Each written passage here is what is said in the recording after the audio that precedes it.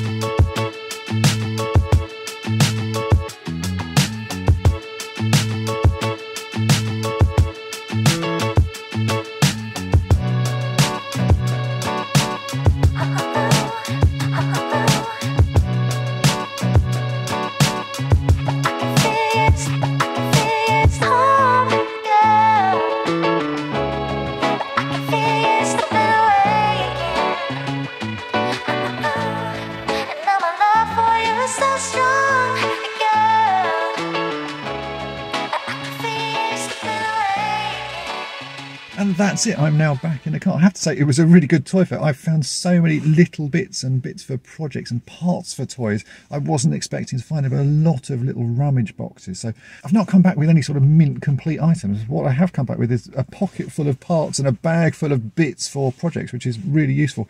And I do need to say a massive thank you to William and Ian, who stopped me and asked me to sign a copy of the toy-polloi annual, and also to Mark, who again stopped me and asked me could I sign his copy of the toy-polloi annual. So that was really nice. And also to everyone else who stopped and said hello. I wasn't wearing my nerd vest today because it's really cold and it's really sort of awful weather, but people still noticed me and came and said hello. So thanks to everyone who stopped and said hello, and we sort of talked toys and we talked toy-polloi. It's really nice to see everybody.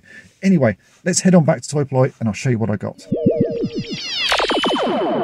Okay, so I'm back at toy-polloi, and the first thing I'm going to show you that I picked up is this, which is the 1983 Masters of the Universe annual. I picked this up from Julian at Final Frontier Toys. He said he'd been watching my channel for a long time, and I haven't bought anything off him for a while. So yeah, his stuff is really nice. He had this, which I haven't seen for a while, and I think the last time I saw it, I didn't pick it up, but I felt silly that I didn't. It's an annual, as I say, but the great thing about it is it's full of pictures of the toys. So you can see the front is He-Man in front of the toy version of Castle Grayskull, and if we open it up, you can see there's more pictures of toys inside it. It's more of a sort of toy catalogue than annual almost. It does have, you know, typical sort of stories, badly written stories, but there's also more pictures of vehicles and stuff in there. It's just yeah, it's just a unique thing. I think when they started doing annuals after this, they went back to doing more of these sort of hand-drawn things, but this one particularly has more sort of toy-related things in it, and that's why I wanted to get it. There you go, you can see there's pictures of the vehicles. So I grabbed that off him. He also had the remains of a poor Action Man, Atomic Man. Now, I know in my spares box, I've got a head for him, so that's sort of part way to completed this one. I need to find a lower arm. He's missing a foot, but for £8, I decided that was worth getting. It's a nice little project to have, a sort of future project. At some point I'll be able to find the missing pieces for him. And his little chest button does work. You can hear that clicks, so he is working. And yeah, as I already had the head, it seems silly to leave him behind. So I bought these two things off Julian. That was a nice find. And then from Lawrence, Toy Planet UK, I had to grab a few things. He had a rummage pot of sort of beaten up figures, and in there were these three. So I got two more Skeletors. I got a normal Skeletor. I got a New Adventures of He-Man Skeletor. Now this guy's in fairly beaten condition. It feels like someone's glued his helmet on there, but they're good ones to add to my sort of growing Skeletor army. And I also got this, which is a Flying Fists He-Man. I quite like these figures. Again, it's fairly beaten up, but it's useful to have more He-Man figures. So for these three figures, I paid £10, so it's just slightly above my £3 limit on the Skeletors, but still worth getting. So those are the bits I grabbed up from those two guys. Then I've got some other bits which I would say are my favourite bits that I picked up at the toy fair. They're small things, but they are my favourite pieces. So there was a stall there which had a few rummage pots on it, and there was one which was full of Action Man bits. And I was sort of rummaging through that, and none of the Action Man bits were particularly useful to me. But at the bottom of the box were lots of oddities which weren't necessarily Action Man pieces. So I found a few bits in there which are real sort of useful pieces for my collection. First up are these two odd looking guns. These are actually from the Micronauts Hydrocopter. You don't see Micronauts parts very often, so I've had to grab them. I actually have a complete Hydrocopter, but these are useful pieces, so I'm sure someone out there will have a Hydrocopter without them, and at some point I'll be able to trade them for some bits that I need. So I grabbed those just because they're very useful pieces. There was also this, which when I picked it up I thought it was actually a Dinobot gun, Transformers G1 Dinobot sort of missile launcher, but it turns out when I sort of checked, this is actually Sideswipe's missile launcher, and my Sideswipe doesn't have a missile launcher, so this is something I do need. I was thinking it was something else, but when I got home it turns out it is a piece I need, so that's great. My Sideswipe now has his little missile launcher. Also I did pick up one Action Man piece, which was this belt, because I have a project that I need to finish off, and I need the little clasp on the end of this belt because I've got to make a sort of alternative belt for a figure. So I grabbed that, and then while I was rummaging again in this same box, there were two things I grabbed. I saw one of them first, and then I grabbed the next one sort of later on, and it's these, which are Steve Austin's shoes, so these $6 Million Man shoes. Now they're not in amazing condition. It looks like some child has coloured them in red marker pen. You can see there's a sort of sheen to them, and that to me looks like red marker pen, but these are Steve Austin shoes. I have a Steve Austin figure without his shoes, and I've been looking to get a spare pair of shoes from him for ages.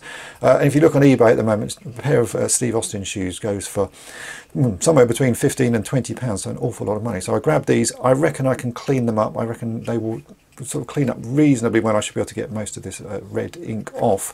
So those I grabbed. So all of these pieces cost me £8, which is a bargain. So I was very pleased to get those useful pieces for projects. And then we have two other things which are little oddities which I picked up from James, who is the car boot collector.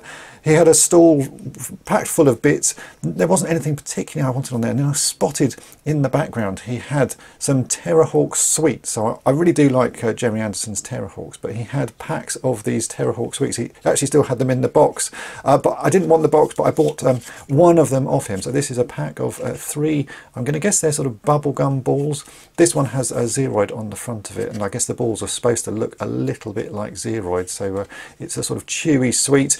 I bought this one off him, and he very kindly gave me another one on the provision that I sort of opened it up and maybe had a go at eating them. So I'm not going to do that in today's video, but I may have a go at that later on.